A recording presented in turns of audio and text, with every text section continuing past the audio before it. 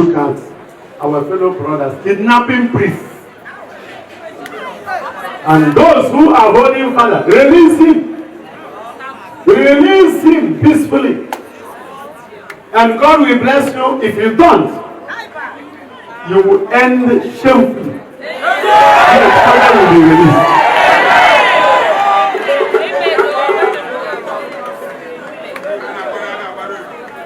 Father, Jude is not your problem. Release him and look for your problems. You can't get rich by kidnapping a priest.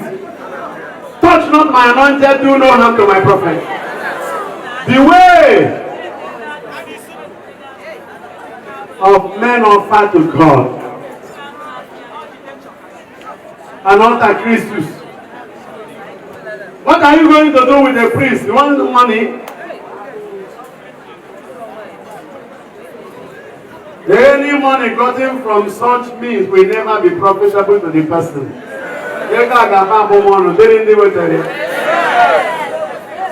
Release the man of God and save your lives.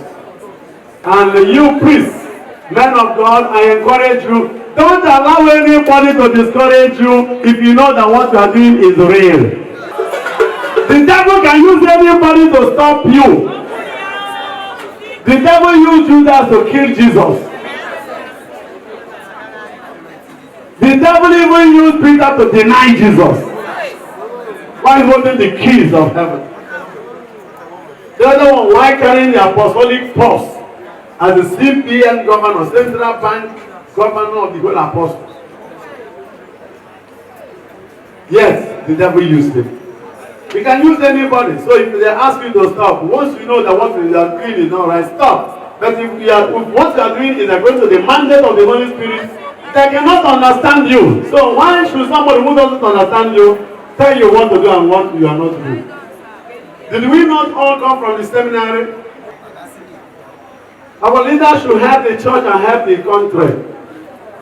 The church is the last hope. If people cannot be safe in the church, where will they be safe?